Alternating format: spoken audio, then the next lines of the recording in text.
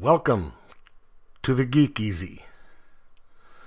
Sit back, grab a libation of your choice, and relax, 'cause it's time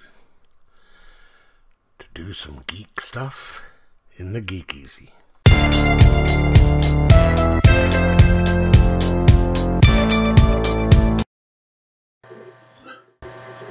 Welcome to the Geek Easy, fellow geeks.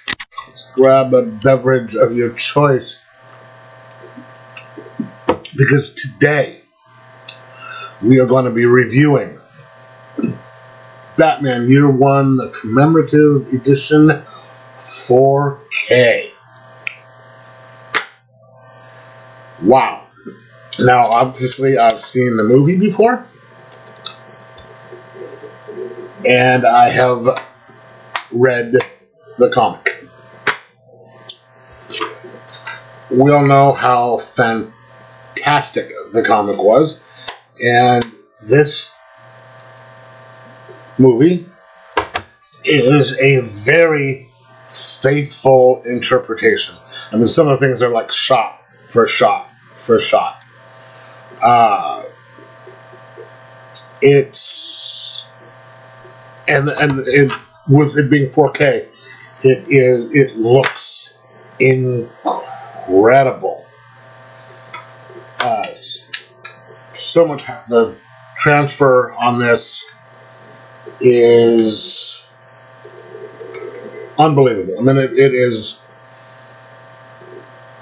and the artwork is reminiscent of the style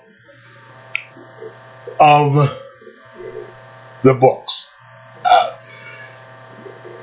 I mean, it's obviously not done by the same guy, or at least I don't think so. But it has the same. You know, it's almost the same. And I mean, you have. They take a great deal of effort to make the art look the same, have the feel the same. There's scenes which is like word for word. It's a very faithful adaptation, and it's just a little bit over an hour long.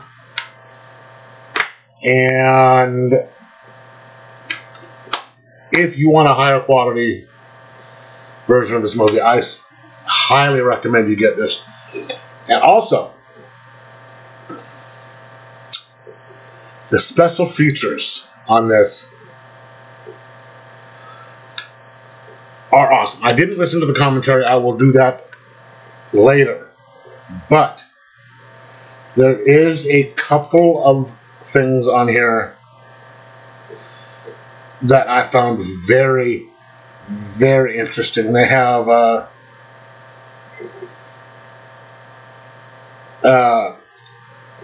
all new special features, just, conversations with DC Comics. All right. Now, obviously, this was done a while ago, because there's four people involved in this panel. One is like the executive producer of the movie. I'm sure if you've watched some of these things on the animation stuff, you'll have seen him. But they've got Dino, the editor. We have Denny O'Neil, and then Scott Snyder. Scott Snyder was working on Detective. I mean, it was the Batman titles at the time. So this shows you the era of that this was shot. And that is really interesting, because you get to hear Denny O'Neil's take on certain things, how he transformed the comic, because they go over stuff from Bill Finger and Bob Kane, up to what Denny did, and then they're talking about how Frank Miller changed things with Year One, obviously, and Dark Knight Returns.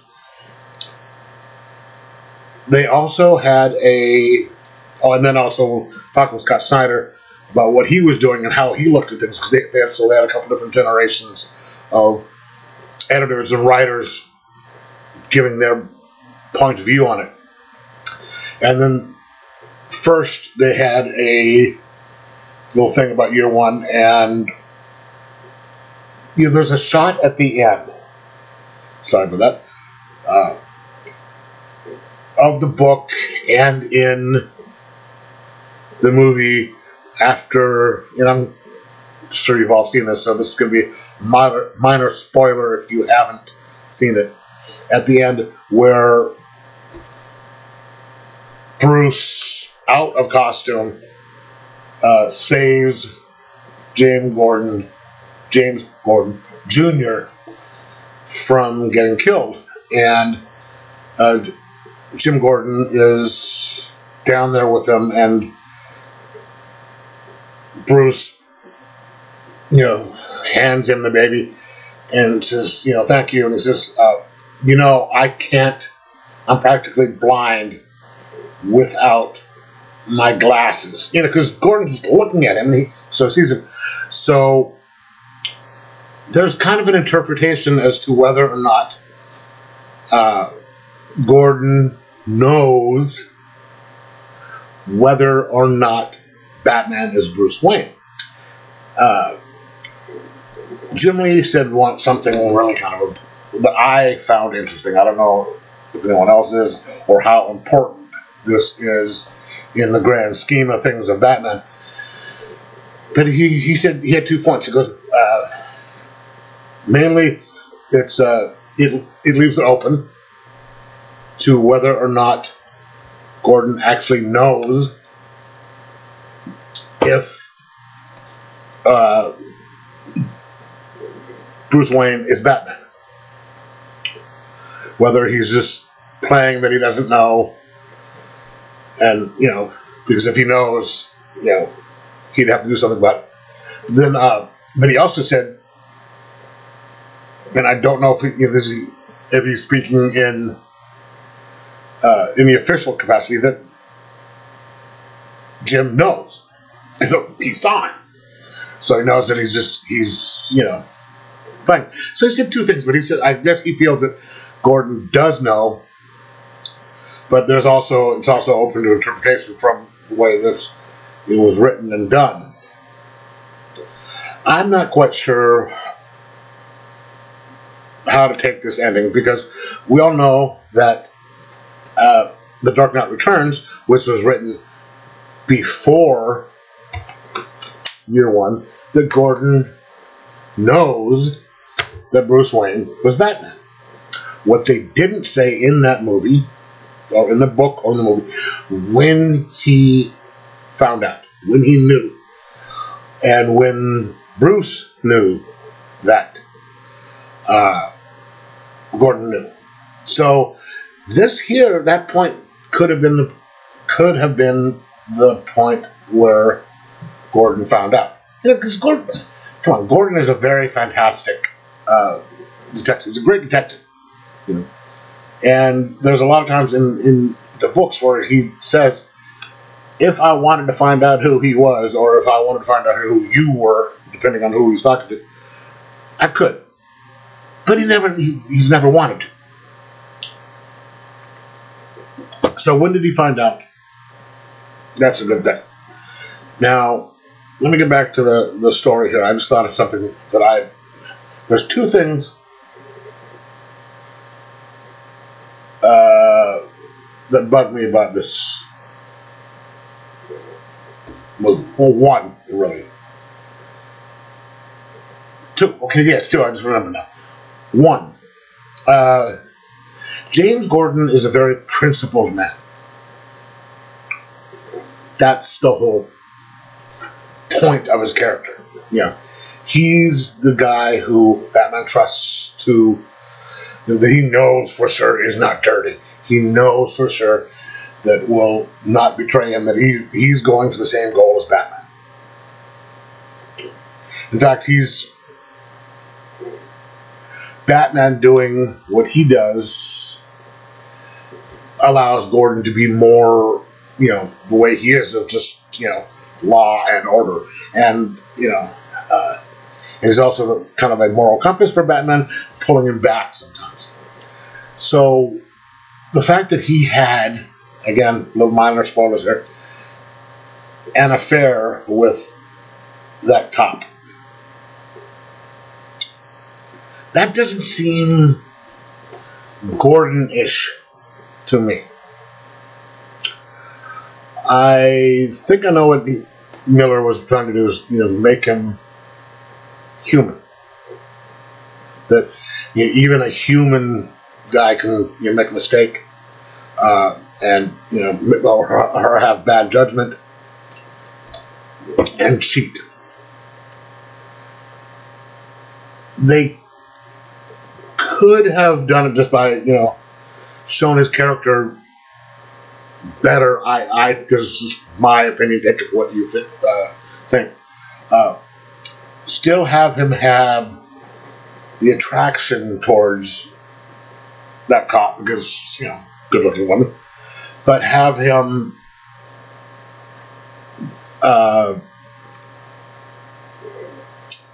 stop from going past that line. Have his moral problems with why am I attracted to it, yada yada yada, and do that, and have him pull back just beforehand. And of course, yes, he did put an end to it, and yes, he did tell his wife, but he only put an end to it and tell his wife when the police commissioner showed his hand saying, yes, we know, and he threatened to tell his wife and blackmail him. That's the only time that he stopped it. I mean, that's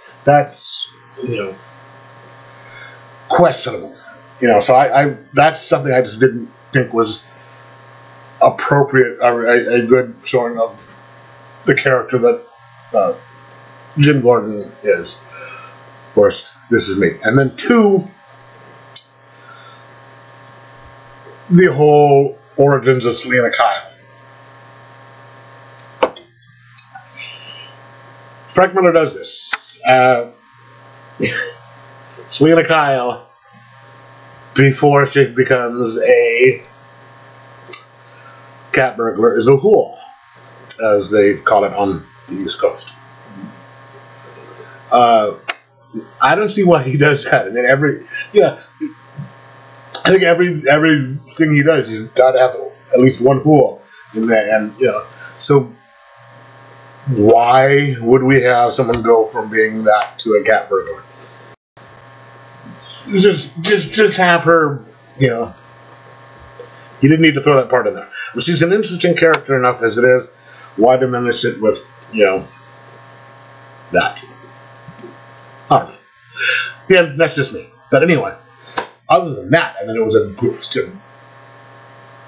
fantastic story. One of the most people's greatest Batman stories ever told. So I'm sure it's on many people's lists of top 10. It is mine for Batman stories. But I'm going to give this a 4.7. No, I'm going to give. Oh, one more thing. There is a short animation. Speaking of Catwoman, a little short animation written by Paul Dini on Catwoman, which a little bit has a callback to Year One. Very well done.